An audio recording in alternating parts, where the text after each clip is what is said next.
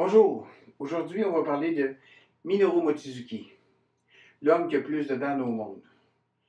Évidemment, on ne compte pas les bouffons, surtout américains, ou certains Européens qui sont les maîtres de la manipulation sur Facebook. Mochizuki, lui, a 58 dents en tout. Évidemment, un gars comme ça a une influence sur les arts martiaux internationaux et aussi ici au Québec. Il y a plusieurs groupes importants qui sont issus plus ou moins directement de son enseignement. On parle ici, par exemple, du groupe Aikido Yosekan du Canada, avec Patrick Auger, qui, lui, Patrick Auger, a étudié directement avec Maître Mochizuki à Shizuoka, au Japon.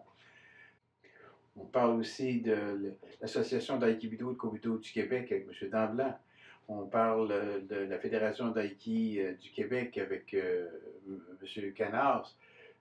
Ces organisations-là sont sous la gouverne de Maître Floquet. Et finalement, le Yosekan Budo du fils Hiro Mochizuki, qui lui a créé une espèce de synthèse à partir de l'œuvre de son père. Mais ce n'est pas tout à fait ce que le père faisait. On pourrait ajouter l'Aiki Jujutsu, mais à ma connaissance, les seuls dojos qui ont une affinité technique avec Mochizuki sont les frères Serré à Montréal dans leur dojo. Mochizuki est né le 7 avril 1907 à Shizuoka, puis il est mort le 30 mai 2003 à Aix-en-Provence, en France. Ça lui donnait donc 96 ans. Il a été pendant sa carrière 10e dan d'Aikido, 9e dan de Jujutsu, 8e dan de Iaido, de Judo, de Kobudo, et enfin 5e dan de Kendo, de Karaté, puis de Jojutsu. Le Jo, c'est le bâton moyen, là. Comment on a entendu parler de Minoru Mochizuki? En fait, c'est la première fois qu'on l'a vu, c'était lorsqu'il est venu en France pour la première fois. Ça, c'était en janvier 1952. Ce qu'il faut savoir, c'est que Kawashi était à son apogée, puis il y avait déjà un assistant, il y avait M. Jozo Awazu, mais il en avait besoin parce que là, c'était très lourd, ça commençait à être très lourd le judo en France, fait qu'il y avait besoin d'un autre assistant. Il a contacté les gens du Kansai, puis Mochizuki a été appelé pour aider M. Kawashi. Awazu, il faut savoir qu'Awazu est arrivé 2 ans auparavant. Puis à cette époque-là, les gens, le monde qui pratiquait, il ne pouvait pas pratiquer le karaté ou d'autres choses que le judo parce que c'était le seul art martial japonais qui avait pris une racine en France. Il connaissait que le judo, puis il ne connaissait que le judo de la méthode Kawashi. Et Kawashi, il faisait beaucoup de démonstrations pour faire sa promotion. Et Mochizuki, c'est un atout de plus parce que Mochizuki, en plus d'être ceinture noire de judo, il était aussi ceinture noire d'aïkido. Ça ajoutait du piquant aux démonstrations. Mochizuki arrive donc à Paris et il avait signé un contrat de 2 ans. Donc, Mochizuki commence à enseigner le judo, mais il enseignait le judo à sa façon à lui. Ça n'a pas fait l'affaire de M. Kawashi, fait que Kawashi a dit, regarde, tu peux enseigner le judo, mais tu vas enseigner le judo selon ma méthode à moi. Mochizuki, il a une forte personnalité, puis quand Kawashi a demandé ça, il a dit non. Moi, j'enseigne comme je veux. Il a refusé. Fait que Kawashi a bien été, Kawashi, ce qu'il a fait, il a interdit d'enseigner le judo. Il enseignera d'autres choses. Fait que c'est là que Mochizuki a commencé à enseigner l'aïkido. Et c'est aussi là qu'il a fait découvrir aux gens l'aïkido à travers en Europe. Il y a eu des gars qui ont été très, très intéressés, notamment un certain Alain Floquet, puis Jim Alchek, entre autres. On va regarder le parcours de Mochizuki. Je me suis fié au livre de Stanley Pranen, pour avoir de la vraie documentation. Puis j'ai des vieux francs judo qui datent des années 70 qui parlent de Mochizuki Sensei. Mais on va regarder ce que Pranen nous révèle parce que lui, il l'a interviewé directement à Mochizuki Sensei. Fait que Mochizuki commence le judo avant même l'école élémentaire. Puis il est obligé d'arrêter en 5e année suite à un déménagement. Ils ont changé de quartier. Lorsqu'ils sont arrivés dans le nouveau quartier, de l'autre côté de la rue, il y avait un dojo de kendo. Fait que Mochizuki a commencé à pratiquer le kendo là-bas. À cette époque-là, il y a 12 ans. Mais dès que Mochizuki va arriver à l'école secondaire, il va reprendre le judo. Il veut approfondir son judo pour être admis au Kodokan. Pour ça, l'année auparavant, en 1924, il va s'inscrire dans un Machi Dojo. Ça, c'est un dojo de quartier dans le quartier de Komatsuyama. C'est un des profs de ce dojo-là. C'est un prof aussi du Kodokan, il s'appelle Sanpo Toku. Puis lui, ben, c'était une vedette. C'était vraiment une vedette du Kodokan. À cette époque-là, on disait que pour la technique, c'était Kyozo Mifune, mais pour le randori, pour le combat, c'était le démon du Kodokan, c'était Sanpo Toku. Mais c'est à noter quand même que le premier démon du Kodokan, c'est pas lui, c'était Sakujiro Yokohama, vers 1883, un de ceux qu'on appelait un des piliers du Kodokan, un des 7 piliers du Kodokan, Sakujiro Yokohama. Je vais faire une vidéo là-dessus tôt ou tard. Pour en revenir au prof, c'était un prof, il dit, terrifiant, puis il était extrêmement puissant. Fait que là, il a pratiqué avec ce prof-là toute l'année 1924. L'année suivante, ben, il s'enrôle au Kodokan. Le maître Tokusampo, lui, il donnait jamais d'explication. Quand un élève, il demandait comment on fait à Negoshi, il prenait l'élève en question, il projetait une centaine de fois à gauche, à droite. Puis quand au bout de 15-20 minutes, il disait, ben, c'est comme ça qu'on fait à Negoshi. Remarquez que Kawashi faisait la même chose en France. Probablement, ça, c'est dû au fait qu'il venait de la même université, l'université de Waseda. Avec Tokusampo, Kyozo Mifune a été le judoka qui a laissé Mochizuki la plus forte impression. À la même époque, soit 1924-1925, il va étudier le Kyokushin Ryu Jujutsu. Ça, c'est un style qui utilise beaucoup les techniques de Sutemi, avec un professeur qui s'appelle Sanjuro Oshima. Ça va y servir beaucoup parce qu'on sait que dans le style de Yosekan Aikido ou l'Aikibudo, il y a des Sutemi. Et des Sutemi, il n'y en a pas en Aikido traditionnel.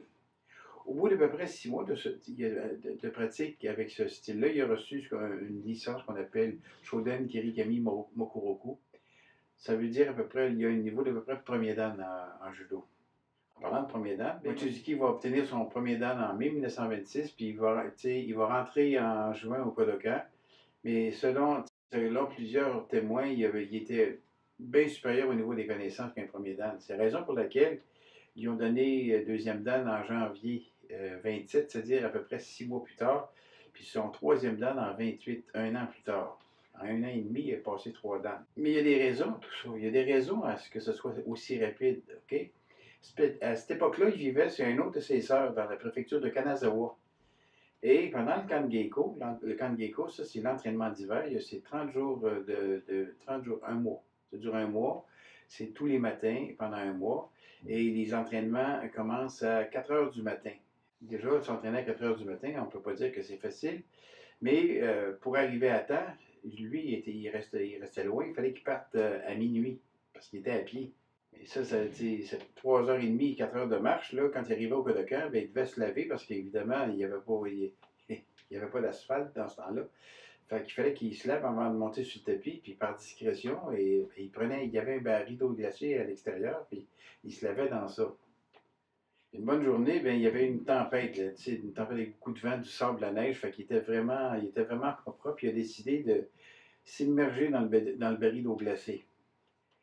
Puis là, il sent une main sur son épaule, puis quand il sort la tête de l'eau, il y a quelqu'un qui lui demande, veux-tu bien me dire qu'est-ce que tu fais là? Cette personne-là, c'est Kyozo Mifune. Un petit peu plus tard, à 19 ans, Minoru Mochizuki va devenir élève spécial. Là. On dit Uchideshi, du fameux Kyozo Mifune. Il faut que je vous explique qu'un Uchideshi, c'était une relation qui est très spéciale de maître à apprenti.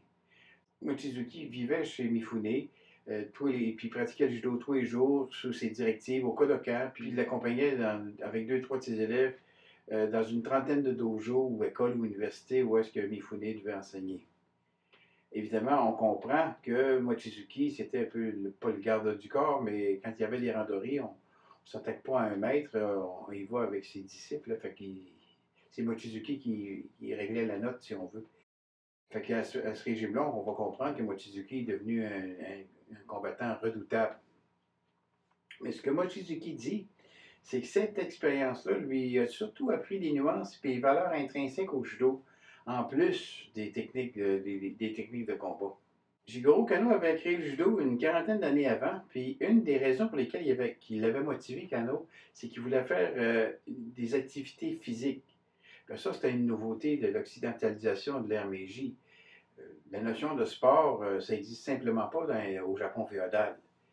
Puis la réforme Meiji avait introduit des sports comme par exemple le rowing. Mais le rowing, c'est l'aviron, là. Ça faisait très anglais. Puis Kano, il redoutait que les Japonais deviennent trop occidentaux. Kano disait, si on ne fait pas attention, on va devenir des occidentaux avec des yeux bridés. Kano n'était pas contre les sports. Il avait même aidé à introduire le baseball au Japon en 1878. Il a même formé un des premiers clubs de baseball, le Kasei Baseball Club. Et c'est pas lui, par exemple, qui a amené ce sport-là au Japon. Le gars, il s'appelle Horace Wilson. Ça, c'est en 1873. Puis lui, il a fait découvrir ça à ses étudiants, le nouveau jeu américain. Puis il y a un autre japonais qui s'appelle Hiroshi Hiraoka. Ça, c'était un ingénieur de chemin de fer qui, lui, avait étudié sa côte est à New York, puis il avait fondé le tout premier club. Ils disent le tout premier club, à peu près en même temps que celui de Jigoro Kano. La même année, c'est-à-dire 1878, le Shimbashi Athletic Club. Puis ça regroupait des travailleurs du chemin de fer puis des techniciens étrangers. Mais ce que Kano voulait vraiment, c'est de créer quelque chose avec la fibre nippone, là, comme le Jujutsu, mais pas dans son ancienne vocation, parce que ça ne correspondait pas à la tendance que voulait prendre Kano dans son projet éducatif.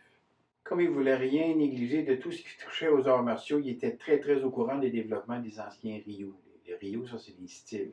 En 1930, Jigoro Kano avait été invité par l'amiral Isamu Takeshita. Ça, Isamu Takeshita, c'est un dignitaire très très haut placé au gouvernement, puis il était extrêmement influent, à une démonstration qui était donnée par Ueshiba. Kano a été très impressionné par la prestation. Dans l'interview, Mochizuki dit Kano Sensei nous a dit j'ai eu la chance de voir un prof de Jujutsu du nom de Moriei Ueshiba. Ses techniques étaient merveilleuses. En fait, le mot c'est Omoshiroi. Je sentais que c'était de vraies techniques faites dans l'esprit judo. J'aimerais bien ça qu'il vienne enseigner au Kodokan, mais c'est déjà un maître renommé, fait que c'est impossible de faire ça. Je vais m'organiser pour vous envoyer, toi et Sugino, dans son dojo pour vous entraîner. C'était donc, à titre de membre du Kobudo Kenkyukai, une section du Kodokan pour l'étude des arts martiaux classiques, qu'ils ont été acceptés par Ueshiba. Yoshio Sugino, c'est un quatrième dan de judo du Kodokan, qui est devenu plus tard 10e dan de Katori Shintoryu, puis j'ai eu le privilège de le rencontrer au milieu des années 90 lors d'un stage.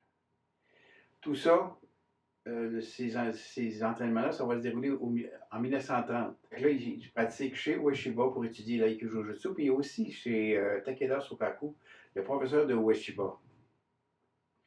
Mochizuki devient Uchideshi au Kobukan Dojo chez Ueshiba pour une période d'à peu près 1 an. Puis en 1932, il rouvre son dojo à Shizuoka. Le dojo s'appelle le dojo Yoseikan. L'entente avec Kano, c'était que Minoru Mochizuki, il devait faire un rapport régulier au maître Kano puis aux experts du Kodokan qui faisaient la synthèse puis amélioraient comme ça le technique. Ça se faisait ça une fois ou deux par mois. À ce sujet-là, Mochizuki se souvient d'une anecdote qui l'a profondément marqué. C'était déjà à l'époque, comme on disait tout à l'heure, un excellent combattant. Puis lui, il cherchait toutes les occasions pour participer à des tournois. Puis évidemment, il changeait de quartier parce qu'il y avait beaucoup de tournois.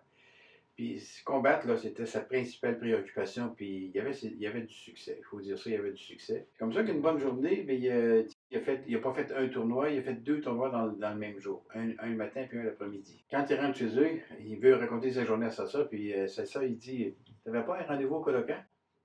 Oh! Il est arrivé avec plus de 2 heures de retard. Faire attendre Jigoro Kano 2 heures, c'est pas la meilleure idée. C'est sûr, quand il est arrivé, il a essayé de s'excuser, mais le regard que M. Kano lui a donné, c'était assez explicite. Il n'avait pas besoin de parler. Mais à cette même rencontre, ce qui va suivre, c'est pas mal intéressant. Là, Kano lui explique que la compétition, c'est pas le but du judo. C'est nécessaire pour juger les progrès, mais c'est puis du niveau qu'on est rendu. Mais c'est pas une fin en soi. D'ailleurs, le mot shiai signifie essayer ensemble.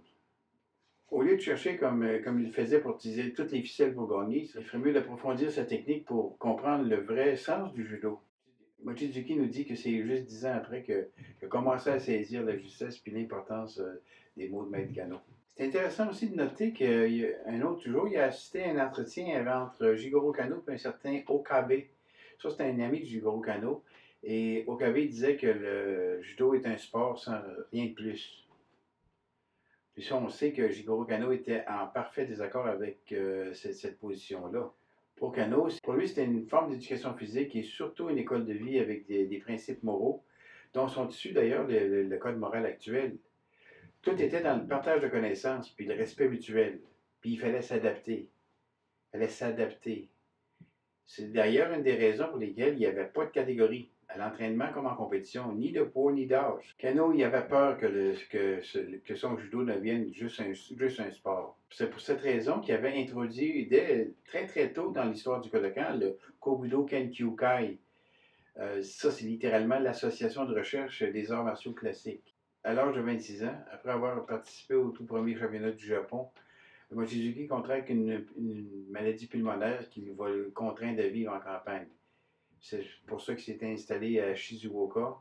Puis là, il a ouvert le Yosekan en novembre. En fait, c'est pas en 32, c'est en novembre 31.